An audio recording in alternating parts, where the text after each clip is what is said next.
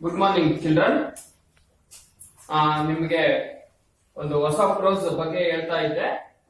ಅದು ಬಹಳ interesting story ಇತ್ತಲ್ವಾ? ಯಾವುದು ಅಂತ ಹೇಳಿದ್ರೆ ಒಂಥರ ಇನ್ಸ್ಪಿರೇಷನ್ ಸ್ಟೋರಿ. ಅದು ಏನ್ ಇನ್ಸ್ಪಿರೇಷನ್ ಅಂತ ಹೇಳಿದ್ರೆ ಒಂಥರ ಪ್ರೇರಣೆ ಆಗಿರುವಂತ ಒಂದು ಕಥೆ. ಅದು ಕಥೆ ಅನ್ನೋದಕ್ಕಿಂತ ಒಂದು ನೈಜವಾದಂತಹ ಒಂದು ಘಟನೆ.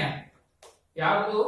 ವಿಲ್ಮಾ ರುಡಾಲ್ಫ್ ಎನ್ನುವಂತಹ ಒಬ್ಬ ಮಹಿಳೆಯ ಕುರಿತು, ಆಟಗಾರ್ತಿಯ ಒಂದು ಸ್ಪೋರ್ಟ್ಸ್ ಮ್ಯಾನ್ ಆಕೆ, ಅವಳ ಕುರಿತಾದಂತಹ ಒಂದು ಸ್ಟೋರಿ. ಅದು ಆ ಒಂದು ಸ್ಟೋರಿ ಈ ಒಂದು ಪಾಠದಲ್ಲಿ where there is a will there is a way, ಮನಸ್ಸಿದ್ದರೆ ಮಾರ್ಗ ಎನ್ನುವಂತಹ ಒಂದು ಪಾಠದಲ್ಲಿ ವಿಲ್ಮಾ ರುಡಾಲ್ಫ್ ಮತ್ತೆ ನಾನು ಆ ಸ್ಟೋರಿ ಬಗ್ಗೆ, ವಿಲ್ಮಾ ರುಡಾಲ್ಫ್ ನ ಒಂದು ಸ್ಟೋರಿಯನ್ನ ನಾನು ಹೇಳಿದ್ದೇನೆ.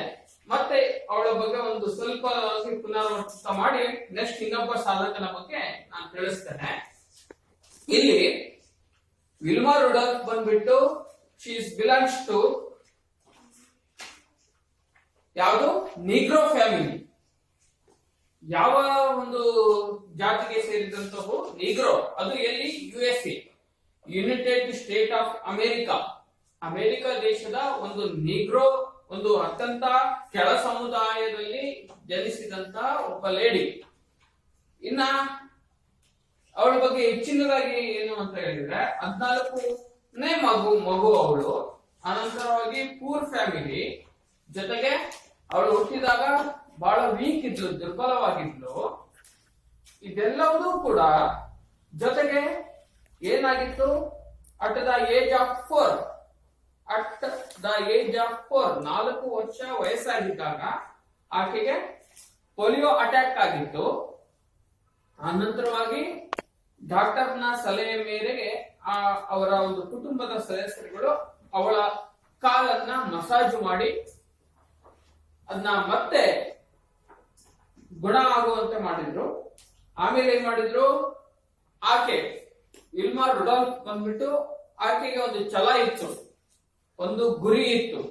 ನಾನು ಒಬ್ಬ ಅಪ್ರತಿಮ ಆಟಗಾರ್ತಿ ಆಗ್ಬೇಕು ಎನ್ನುವಂತದ್ದಿತ್ತು. ಶಾಲೆಗೆ ಸೇರಿದ್ಲು, ಬ್ಯಾಸ್ಕೆಟ್ ಬಾಲ್ಗೆ ಸೇರಿದ್ಲು. ಕೊನೆಗೆ ಅವಳಿಗೆ ಒಬ್ಬ ಒಳ್ಳೆ ಟ್ರೈನರ್ ಸಿಕ್ಕರು, ತರಬೇತುದಾರ ಸಿಕ್ಕ.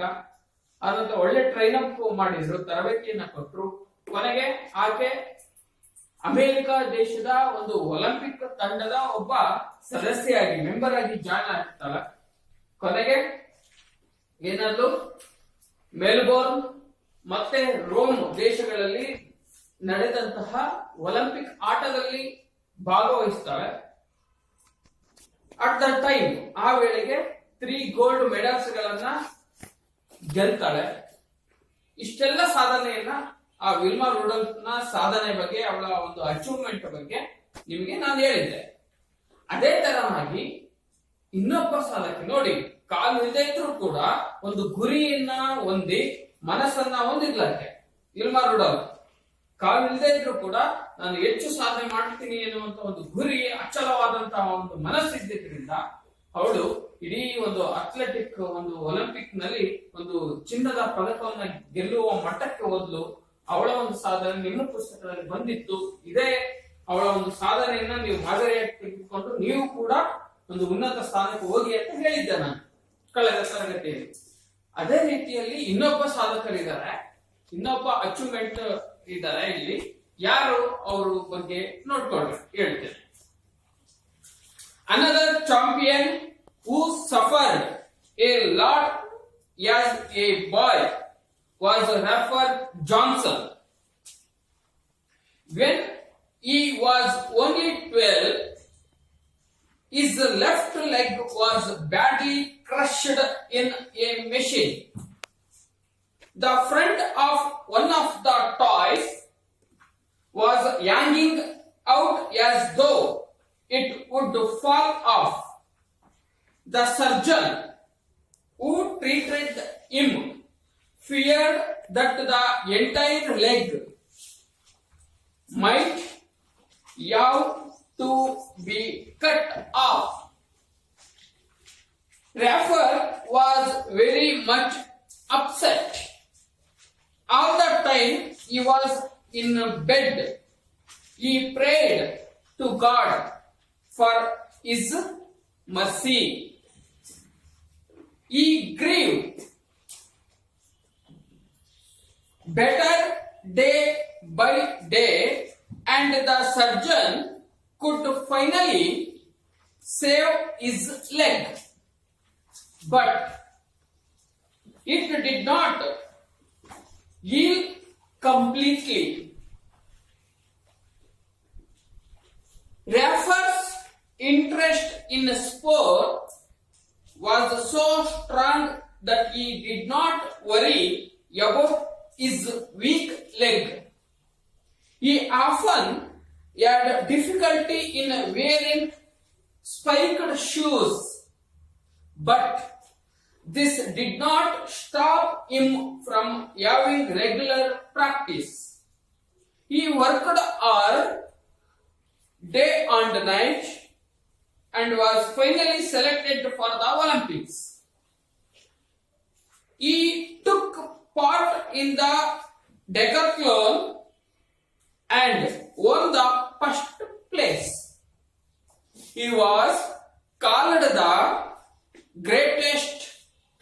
greatest all-round athlete in the world.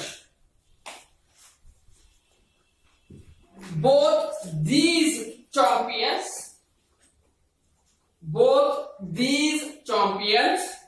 had a dream. They set themselves a goal to achieve the dream. They worked with a will to reach this goal. Their dreams came true and they became world famous athletics. ನೋಡಿ, ವಿಲ್ಮಾರ್ Rudolf America ದೇಶದವರು. ಕಾಲು ಊನ ಆಗಿದ್ರು ಕೂಡ, ಕಾಲು ದುರ್ಬಲವಾಗಿದ್ರು ಕೂಡ, ಆಮೇಲೆ ಹುಟ್ಟುತ್ತಲೇ weak ಆಗಿದ್ಲು, ದುರ್ಬಲವಾಗಿದ್ಲು, ನಿಶಕ್ತಿಯನ್ನ ಹೊಂದಿದ್ಲು. ಜೊತೆಗೆ background ಇವಳ ಒಂದು family ಇತ್ತು, ಬಹಳ ಬಡತನದಿಂದ ಕುಟುಂಬ ಇವಳದು, ನೀಗ್ರೋ ಫ್ಯಾಮಿಲಿಗೆ ಸೇರಿದಂತವಳು. 4ನೇ ವರ್ಷ ಇದ್ದಾಗ ಪೋಲಿಯೋ ಅಟ್ಯಾಕ್ ಬೇರೆ ಆಗಿತ್ತು. ಅಷ್ಟೆಲ್ಲ ಕಷ್ಟಗಳ ಮಧ್ಯೆಯೂ ಕೂಡ ಸಾಧನೆಯ ಶಿಖರವನ್ನ ಏರಿದಂತವಳು ವಿಲ್ಮಾರ್ ರುಡಾಲ್ಫ್, ಅಮೆರಿಕ ದೇಶದವರು. ಇಲ್ಲಿ ರಾಫರ್ ಜಾನ್ಸನ್ ಎನ್ನುವಂತವ್ರು ಇನ್ನೊಬ್ಬ ಚಾಂಪಿಯನ್ ಬಗ್ಗೆ, ಇನ್ನೊಬ್ಬ ಸಾಧಕನ ಬಗ್ಗೆ ಪರಿಚಯವನ್ನು ಕೊಟ್ಟಿದ್ದಾರೆ ನಿಮ್ಮ ಪುಸ್ತಕದಲ್ಲಿ. ನೋಡಿ, ಇವ್ರು ಯಾವ ಮನಸ್ಸನ್ನ ಮಾಡಿದ್ರು? ರಾಫರ್ ಜಾನ್ಸನ್ ಎನ್ನುವಂತವ್ರು ಹೇಳಿದ್ದಾರೆ, ಅನದರ್ ಚಾಂಪಿಯನ್. ಅನದರ್ ಅಂದ್ರೆ ಮತ್ತೊಬ್ಬ ಅಂತ, ಈ ತರ ಇನ್ನೊಬ್ಬ ಅಥವಾ ಮತ್ತೊಬ್ಬ ಅಂತ ಬರುತ್ತೆ. ಅನದರ್ ಅಂದ್ರೆ ಏನು? ಮತ್ತೊಬ್ಬ.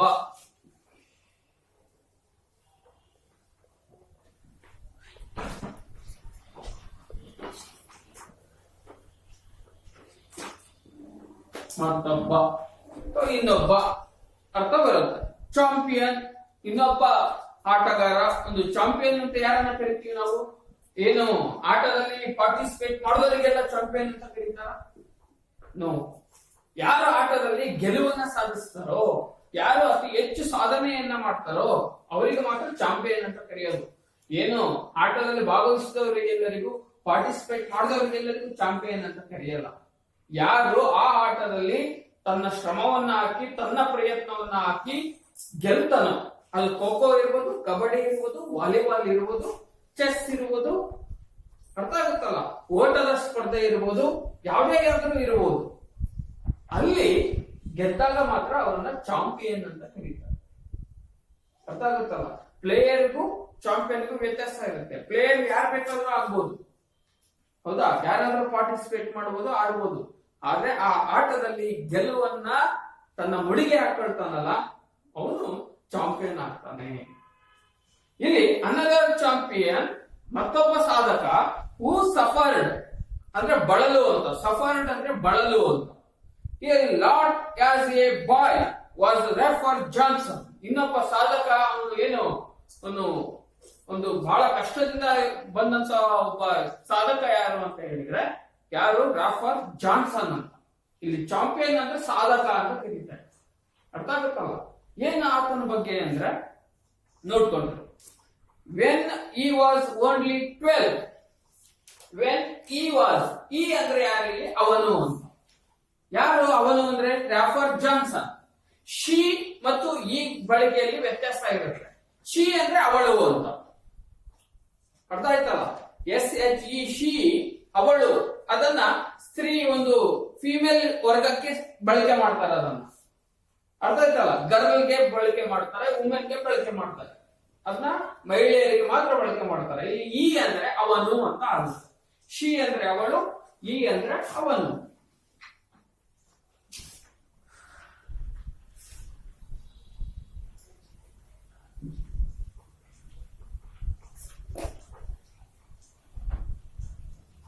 ಅರ್ಥ ಆಯ್ತಾ?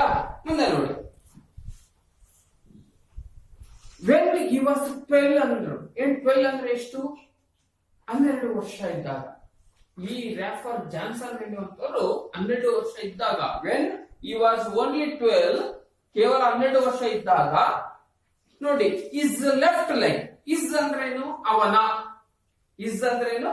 ಅವನ. ಇಲ್ಲೂ ಕೂಡ ನೋಡಿ, HIS ಇಸ್ ಅಂದ್ರೆ ಅವನ. HIS ಇಸ್ ಅಂದ್ರೆ ಅವನ. ಅವಳ ಅನ್ನಕ್ಕೆ ಏನಂತಾರೆ? ಅರ್ನ್ ಅಂತಾರೆ. ಇಸ್ ಅಂದ್ರೆ ಅವನ, ಅರ್ನ್ ಅಂದ್ರೆ ಅವಳ. ಅಲ್ಲಿ ನೋಡಿ, ಯಾರು ಗರ್ಲ್ ಆಗಿದ್ರೆ ಅಥವಾ ಮಹಿಳೆ ಆಗಿದ್ರೆ ಅರ್ನ್ ಅಂತ ಬಳಕೆ ಮಾಡ್ತಾರೆ. ಇಲ್ಲಿ ರಾಫರ್ ಜಾನ್ಸನ್ ಹುಡುಗ ಆಗಿರೋದ್ರಿಂದ, ಪುರುಷ ಆಗಿರೋದ್ರಿಂದ ಇಸ್ ಅಂತ ಬಳಕೆ ಮಾಡ್ತಾರೆ. ಇಸ್ ಅಂದ್ರೆ ಅವನ, ಅರ್ನ್ ಅಂದ್ರೆ ಅವಳ. ಇಲ್ಲಿ ನೋಡಿ, is left leg. Left leg ಎಡಗಾಲು. ಲೆಗ್ ಅಂದ್ರೆ ಕಾಲು, ಲೆಫ್ಟ್ ಲೆಗ್ ಅಂದ್ರೆ ಎಡಗಾಲು ಅಂತ. ಅವನ ಎಡಗಾಲು ನೋಡಿ, 12 ವರ್ಷ ವಯಸ್ಸಾಗಿದ್ದಾಗ ಆತನ ಎಡಗಾಲು was badly crushed in a machine. ನೋಡಿ ಹೇಳಿದ್ದಾರೆ, ಬ್ಯಾಡ್ಲಿ ಅಂದ್ರೆ ಒಂಥರ ಬಹಳ ಒಂಥರ ನೋಡಿದ್ರೆ ಬರ್ಬರ ಅನ್ಸುತ್ತೆ, ಒಂಥರ ಯಪ್ಪ ಅನ್ಸುತ್ತೆ. ಅಷ್ಟು ಬ್ಯಾಡ್ಲಿ. ಬ್ಯಾಡ್ ಅಂದ್ರೆ ಕೆಟ್ಟದು ಅಂತ. ಬ್ಯಾಡ್ ಆಪೋಸಿಟ್ ವರ್ಡ್ ಗುಡ್ ಅಂತ. ಬ್ಯಾಡ್ ಅಂದ್ರೆ ಕೆಟ್ಟದ್ದು, ಗುಡ್ ಅಂದ್ರೆ ಒಳ್ಳೇದು ಅಂತ. ಇಲ್ಲಿ is left leg was badly crushed. Crushed ಅಂದ್ರೆ ಪುಡಿ ಪುಡಿ ಆಗ್ಬಿಡುತ್ತಂತೆ ಎಡಗಾಲು. ಯಾದಕ್ಕೆ ಸಿಕ್ಕು? ಆ ರಾಫರ್ ಜಾನ್ಸನ್ ನ ಎಡಗಾಲು ಯಾವುದಕ್ಕೆ ಸಿಕ್ಕು ಪುಡಿಯಾಗಿತ್ತು? ನೋಡಿ, crushed in a machine. Machine ಅಂದ್ರೆ ಏನು? ಯಂತ್ರ. ಮೆಷಿನ್ ಅಂದ್ರೆ ಯಂತ್ರ.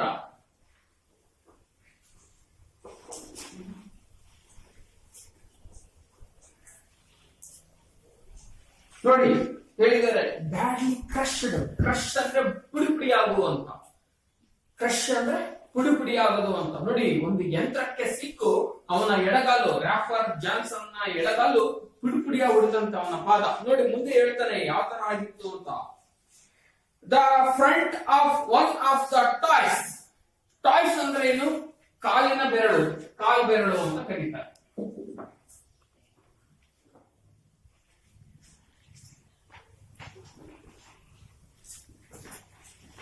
ನೋಡಿ, is left leg was badly crushed in A machine. ಯಂತ್ರಕ್ಕೆ ಸಿಕ್ಕು ಅವನ ಎಡಗಾಲು ಪುಡಿ ಪುಡಿ ಆಗಿತ್ತು.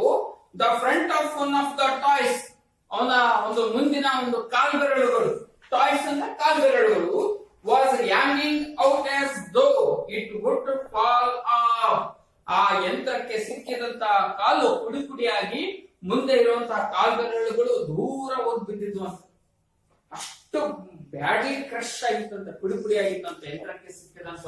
ನೋಡಿ, ಕೆಲವರು ಕಾರ್ಖಾನೆಗಳಲ್ಲಿ, ಫ್ಯಾಕ್ಟರಿಗಳಲ್ಲಿ ಕೆಲಸ ಮಾಡುವಂತಹ ಕಾರ್ಮಿಕರು ಏನಿರ್ತಾರಲ್ಲ, ಲೇಬರ್ಸ್ ಗಳು ಬಹಳ ಎಚ್ಚರಿಕೆಯಿಂದ ಇರಬೇಕು, ಬಹಳ ಹುಷಾರಾಗಿರ್ಬೇಕಾಗುತ್ತೆ. ಯಾಕಂದ್ರೆ ದೊಡ್ಡ ದೊಡ್ಡ ಯಂತ್ರಗಳು ಇರ್ತವೆ. ಅರ್ಥ ಆಯ್ತಲ್ಲ? ಅಲ್ಲೇನೋ ಮೆಷಿನ್ ಕೈ ಹಾಕಿ ಇನ್ನೊಂದ್ ಕಡೆ ಶಿಫ್ಟ್ ಮಾಡೋದು ಇರುತ್ತೆ. ಅರ್ಥ ಆಯ್ತಲ್ಲ? ಅಲ್ಲೇನಾಗುತ್ತೆ, ಒಂಚೂರು ಎಚ್ಚರ ತಪ್ಪಿದ್ರೆ ಅವನು ಯಾರೋ ಕರ್ದ ಅಂತ ಮಾತಾಡ್ಸೋದು, ಅಥವಾ ಅಲ್ಲೇನೋ ಇದ್ ಮಾಡಿದ್ರೆ ಆಮೇಲೆ ಮೊಬೈಲ್ ತಗೊಂಡೇನೋ ಹೋಗಿ ಮಾತಾಡ್ಕೊಂತ ಇಲ್ಲಿ ಕೈಯೋ ಕಾಲ ಇಟ್ಬಿಟ್ರೆ ಆ ಮೆಷಿನ್ ಸಿಕ್ಕು ಎಷ್ಟೋ ಜನ ಕೈಯನ್ನು ಕಳ್ಕೊಂಡಿರುವಂತ ಲೇಬರ್ಸ್ ಗಳು ಇದ್ದಾರೆ. ಅದಕ್ಕೆ ಫ್ಯಾಕ್ಟರಿಗಳಲ್ಲಿ ಕೆಲಸ ಮಾಡುವಂತಹ ಲೇಬರ್ಸ್ ಗಳು ಏನಿದಾರಲ್ಲ, ವರ್ಕರ್ಸ್ ಗಳು ಏನಿದಾರಲ್ಲ, ಬಹಳ ಎಚ್ಚರಿಕೆಯಿಂದ ಇರಬೇಕು. ಇಲ್ಲಿ ಏನಾಗಿದೆ, ಪಾಪ 14 ವರ್ಷ ಇದ್ದಾಗಲೇ ಜಾನ್ಸನ್ ಅದ್ಯಾವುದೋ ಯಂತ್ರಕ್ಕೆ ಸಿಕ್ಕ ಅವನ ಕಾಲು, ಅವನ ಎಡಗಾಲು ಪುಡಿ ಪುಡಿಯಾಗಿ ಕಾಲು ಬೆರಳುಗಳೆಲ್ಲ ದೂರ ಹೋಗಿ ಬಿದ್ದಿದ್ದು ಅಂತ.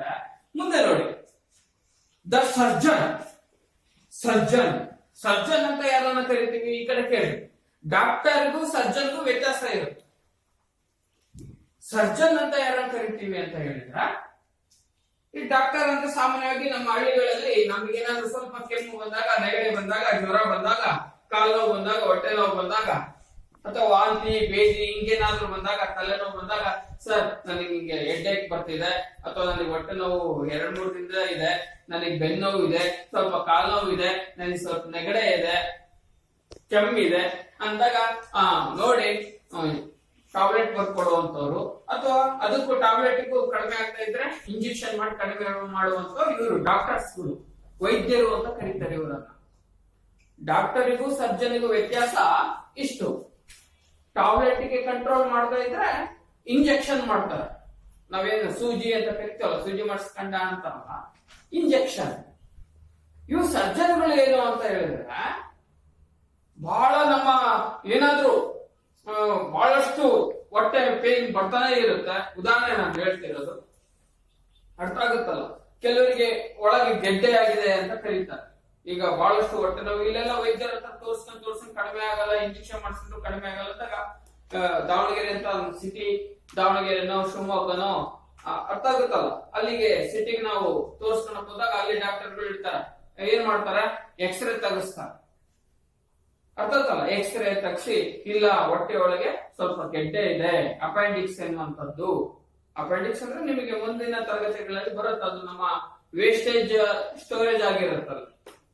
ಅರ್ಥ ಆಗುತ್ತಲ್ಲ? ನಮ್ಮ ಫುಡ್ ಅಲ್ಲಿ ಇರುವಂತ ಕೆಲವೊಂದು ಕೆಮಿಕಲ್ಸ್ ಸ್ಟೋರ್ ಆಗಿ ಸಣ್ಣದಾಗಿ ಗೆಡ್ಡೆ ಬೆಳ್ಕಂತ ಹಂಗೆ ಬಿಟ್ರೆ ದೊಡ್ಡದಾಗಿ ಹೊಟ್ಟೆ ಪೇನ್ ಕಾಣಿಸ್ಕೊಳ್ಳುತ್ತೆ, ಸ್ಟೊಮಕ್ ಪೇನ್. ಅದನ್ನ ಎಕ್ಸ್ರೇ ತೆಗ್ಸಿ ಅವಾಗ ಏನ್ ಮಾಡ್ತಾರೆ ಅವರು, ಎಸ್ ಗೆಡ್ಡೆ ಜಾಸ್ತಿ ಆಗಿದೆ. ಕೆಲವರು ಟ್ಯಾಬ್ಲೆಟ್ ಅಲ್ಲೇ ಕರಗಿಸೋರು, ಟ್ಯಾಬ್ಲೆಟ್ ಅಲ್ಲೇ ಕರಗುವಂತವು ಇರ್ತವೆ, ಇಂಜೆಕ್ಷನ್ ಅಲ್ಲಿ ಕರಗುವಂತವು ಇರ್ತವೆ. ಟ್ಯಾಬ್ಲೆಟ್ಗೂ ಮತ್ತೆ ಇಂಜೆಕ್ಷನ್ ಗಿಂತನೂ ಜಾಸ್ತಿ ಅದು ಗೆಡ್ಡೆ ಕರಗಲ್ಲ ಅಂದ ತಕ್ಷಣ ಅವ್ರು ಏನ್ ಮಾಡ್ತಾರೆ? ಆಪರೇಷನ್ ಮಾಡ್ತಾರೆ. ಅರ್ಥ ಆಗುತ್ತಲ್ಲ? ಆ ಆಪರೇಷನ್ ಮಾಡೋಕೆ ಏನಂತ ಕರೀತಾರೆ? ಸರ್ಜನ್ಗಳು. ಅಂದ್ರೆ ಉನ್ನತ ಮಟ್ಟದ ಒಂದು ವೈದ್ಯರು ಅಂತ, ಶಸ್ತ್ರಚಿಕಿತ್ಸಾ ವೈದ್ಯರು ಅಂತ ಕರೀತಾರೆ. ಇಲ್ಲಿ ನೋಡಿ, the surgeon who treated him feared that the entire leg might have to be cut off.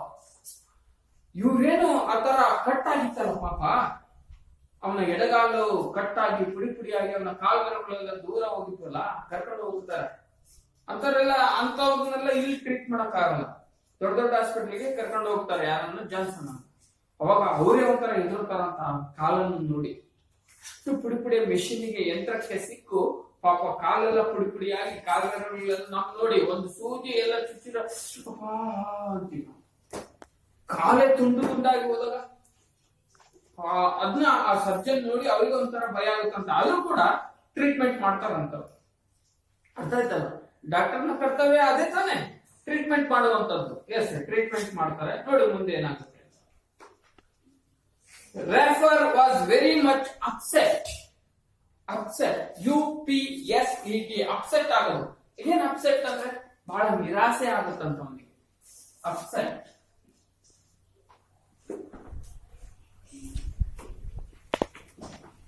ನಿರಾಸೆ. ಯಾಕೆ ನಿರಾಸೆ ಆಗಿತ್ತು? ಎಲ್ಲ ಕಾಲು ಕೈ ಚೆನ್ನಾಗಿತ್ತು.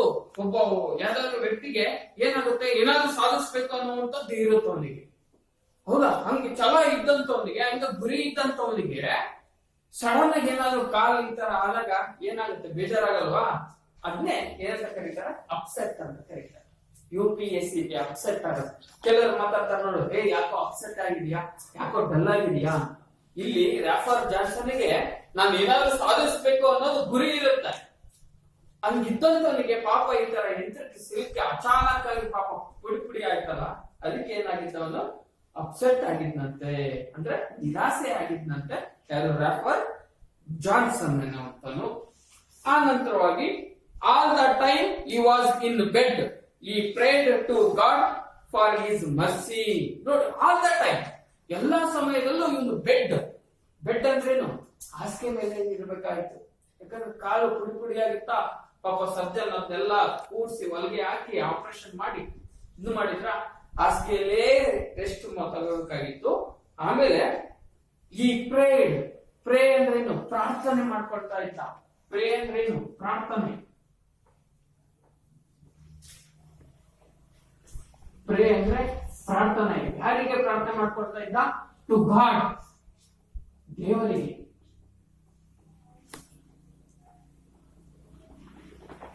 ಪ್ರಾರ್ಥನೆಯನ್ನು ಮಾಡ್ಕೊಳ್ತಿದ್ದ ಯಾರಿಗೆ?